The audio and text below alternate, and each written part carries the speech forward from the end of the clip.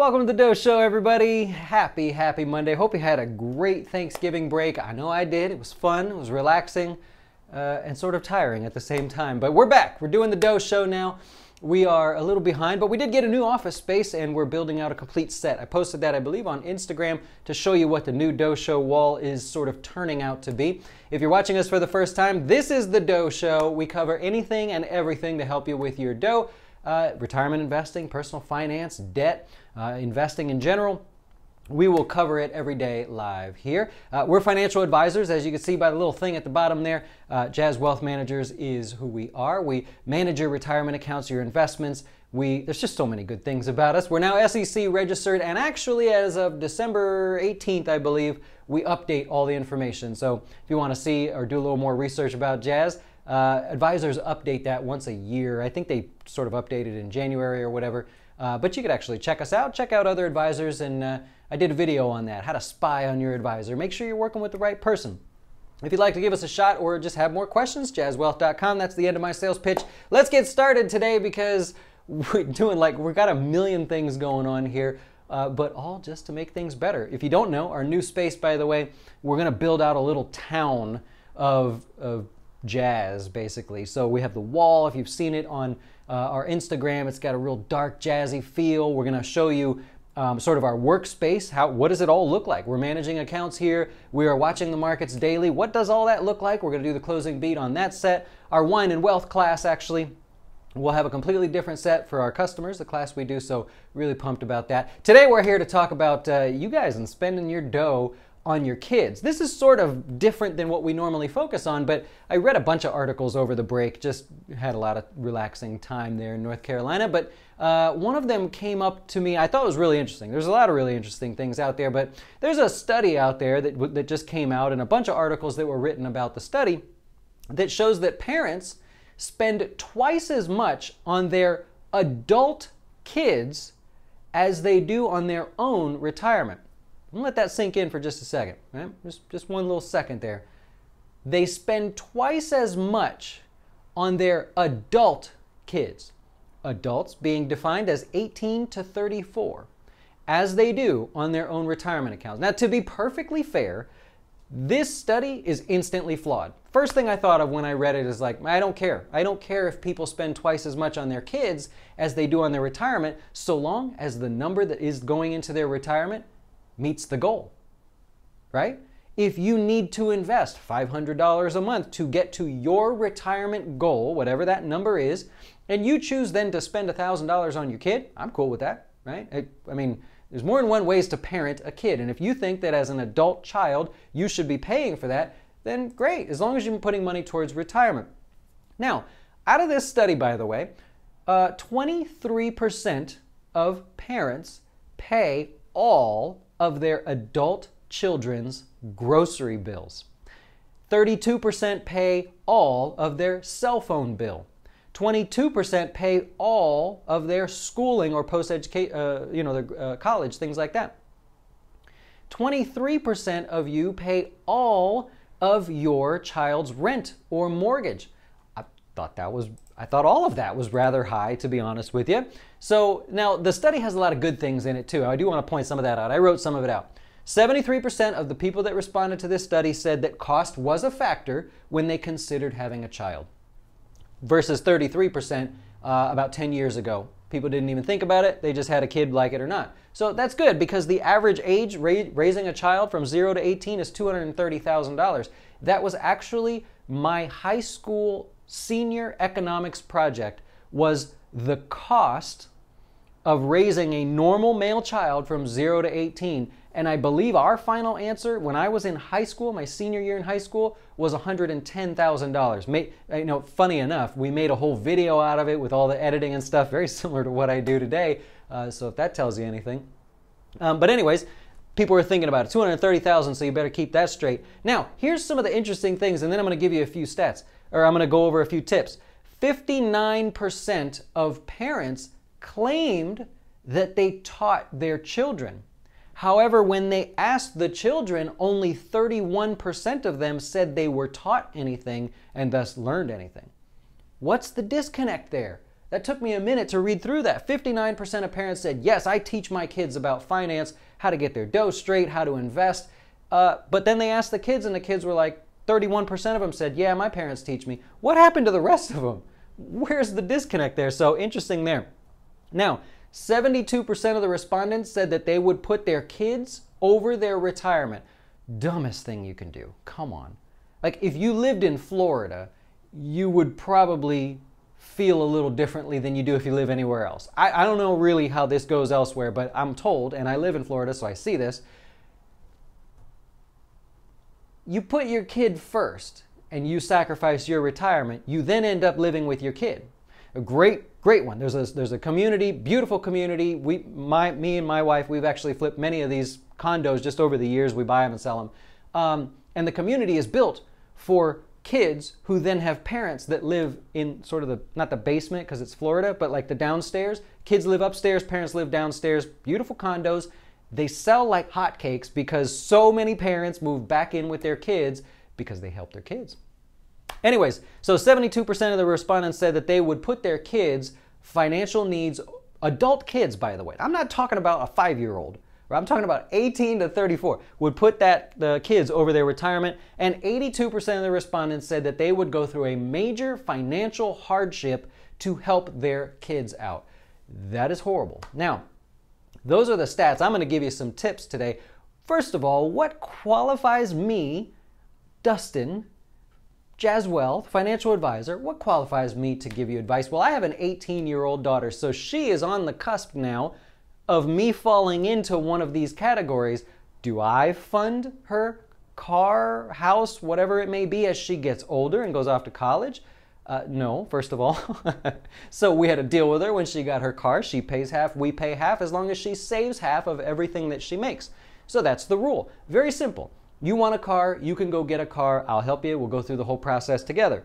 If you're willing to save half of everything you make and verify that, I will pay half of the car payment within reason, right? So it had to be it was a starter car, right? So we did that. She followed her end of the deal. We continue to follow our end of the deal, and I believe the car will be paid off in like a year. She got to go through the whole process of, we went to a dealer so she could experience all that. We let her negotiate. We then went and looked for other better deals. That was a whole story. I did a video on that one, but I am on the cusp of that. I've had a younger child, of course, and now she's 18, and so I can tell you very much so, there are some things that, of course, all of us would do differently if we could do it again, but you now have this older child, and are you going to sort of support them? I'm not. Mama's not. We've already talked about that. So here's a few tips I want to give you, whether you have a kid that is getting ready to be of age or is currently of age, and you're like, what's going on? Like, what do I do? The kid's 30 years old, living at home. I'm paying all their bills. Let's talk about it. All right, tip number 1.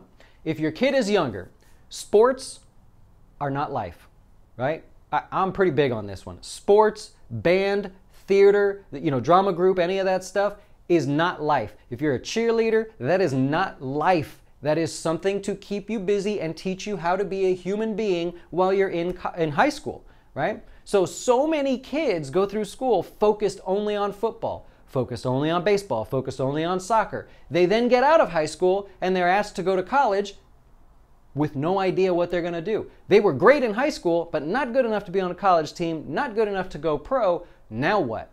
Now they've spent all this time on one topic. They never learned anything else. Great example is my daughter's friend.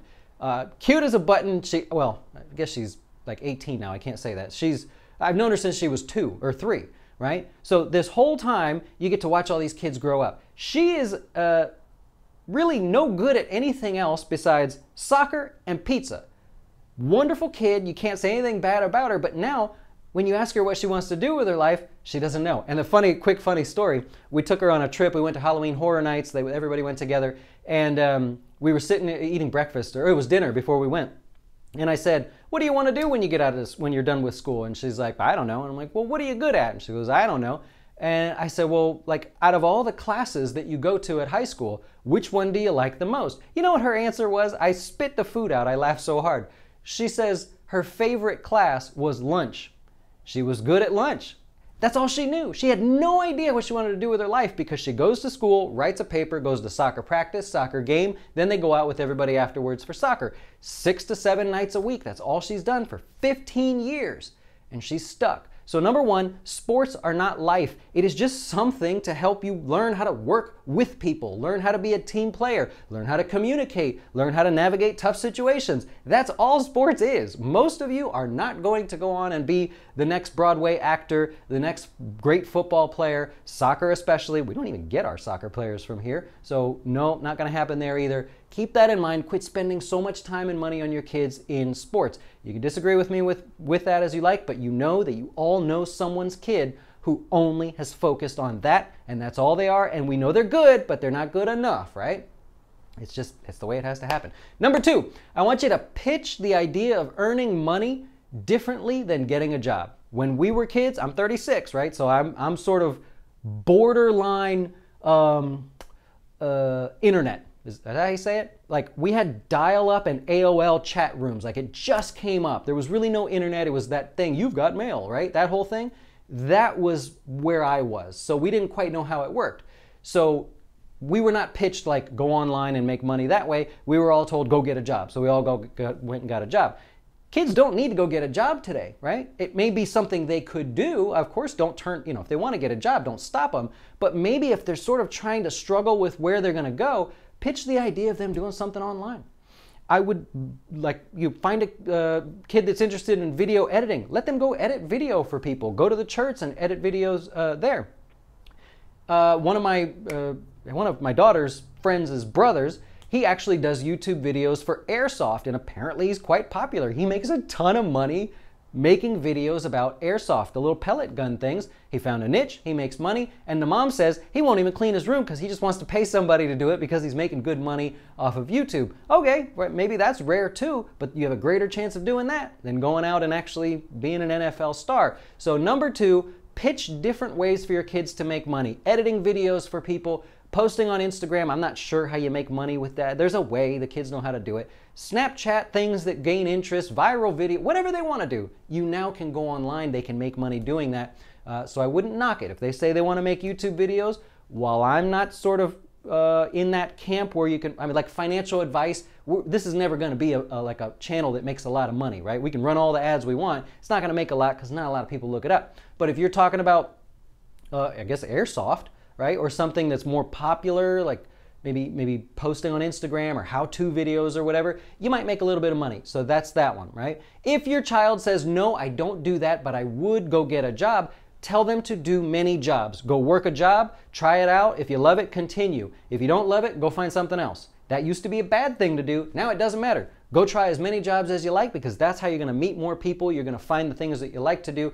If you end up like working at McDonald's and that's your thing, there's opportunity there. Don't make fun of people that work at McDonald's. There's real opportunity at McDonald's. At least you would know that. If all you did was work at Kohl's, the retail store, your whole life through high school and stuff like that, you maybe never find McDonald's if that's what you like to do, and never learn about electrician, right? If that's what you want to do, or whatever it is you end up wanting to do, you never get the chance to do it if you're stuck in one job as a kid. So move around, right? And I know that's a tough one to think about as a parent, but it's where it's at. Okay, number three, if your child is older now and maybe they were focused on sports, maybe they were doing something else, what I want you to do now as they're an adult that maybe still relies on you for stuff, or you sort of want to pay for things like that, I want you to teach them to talk about money, talk about debt, right?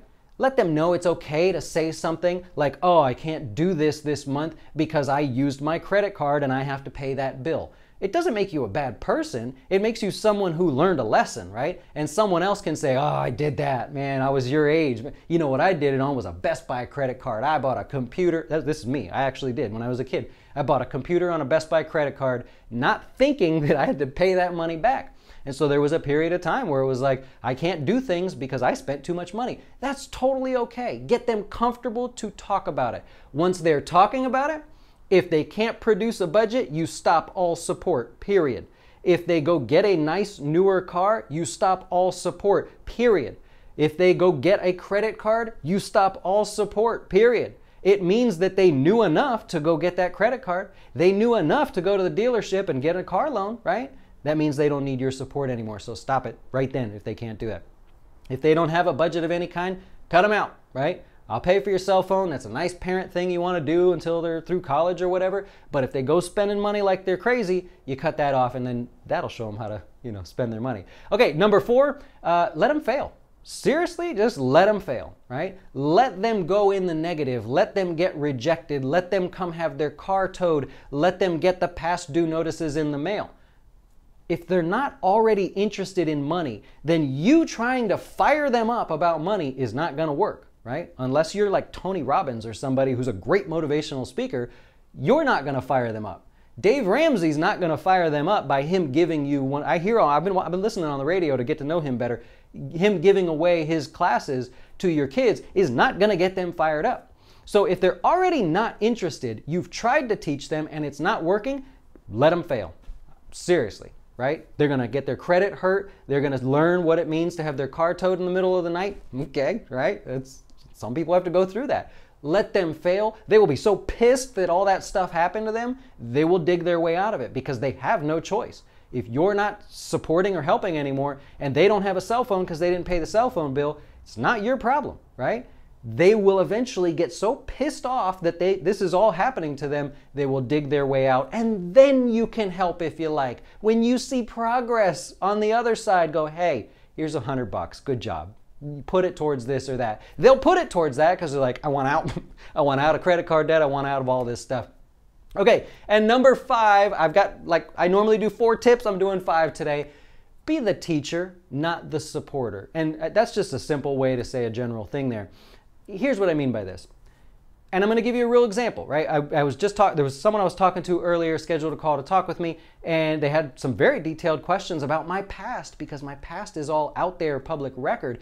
And I said, there's no question that I won't answer. Go ahead and ask me the questions that you have. And I did. Well, in full transparency, I was trying to find an investor for this company. I was trying to get someone to come join forces that had a skill set that I didn't have. I didn't want people's money. I wanted a skill set that was also an investor. I could not find somebody that I liked. So I know that my father-in-law would invest in the business, and he has a skill set that I would be looking for. I don't believe in that, and I don't really want money from families. Even if it's an investment, it's all on paper, I just don't want to go that route. Now, he could have helped me financially. He could have helped support future growth and all that stuff. I don't want that, right? So over this Thanksgiving break, we all stayed together in this family house, and I realized he could actually help me in a different way. I built the wall myself in the new studio that I posted the picture of. I did not know how to build frames, right? We flipped houses before, but we never had to build a frame for a wall. And so he supported me by teaching me things that saved me money, a lot of money, because I know I would have screwed it up. I would have bought a bunch of wood, tried to put it together, it wouldn't have worked. I'd have had to throw it all away and start over. So he was able to actually sketch out all the right steps to make for this custom setup that I want, and now for the rest of the studio.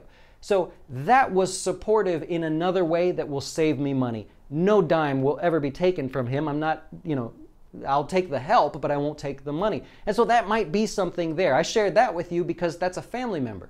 If it's your adult child, maybe there's support you can give. Tell them where to go to find help. It's not expected that you know everything about finances. Tell them where to go to find the help. Tell them the mistakes you've made. Teach them. If you know how to wire up a house, rather than letting them go in debt, maybe you go help them. Say, look, this is how you plug this all together. Now you go do the rest of it. That's better than money, in my opinion, at least in the long term, because they're going to pass that on and they're going to be able to save money in the future. So that's all I got for you, right? So real quick one, just an easy one to kind of get us started here today. Yeah, there's a lot of great suggestions in the room here as well, in the comments and comments as well. So nice. Nothing wrong with Dave Ramsey, by the way, but I've been hearing, and this is awesome that he does this.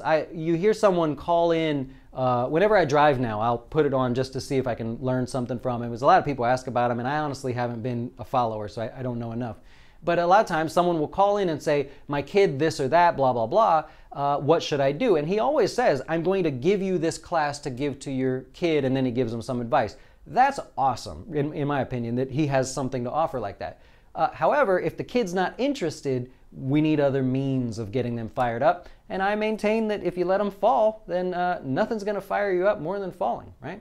So it's like anything else. If you climb up a ladder and you fall off that third step enough, it sort of pisses you off that you can't make it past the third step. You'll eventually step over it or get a new ladder. So that's all I have there for you. All right, we'll be back later for the closing beat, as always. That's really all I got. Thanks for watching. If I helped you in some way, maybe you'll hit the subscribe button. I appreciate all of you that have, and we'll be back later. Enjoy. Why should you choose Jazz Wealth as your retirement or long-term investing service? Our portfolios are managed by us, not some faceless mutual fund manager. Our private classes will teach you everything about investing and getting your dough straight. Best of all, our fiduciary standard means your best interest comes before ours.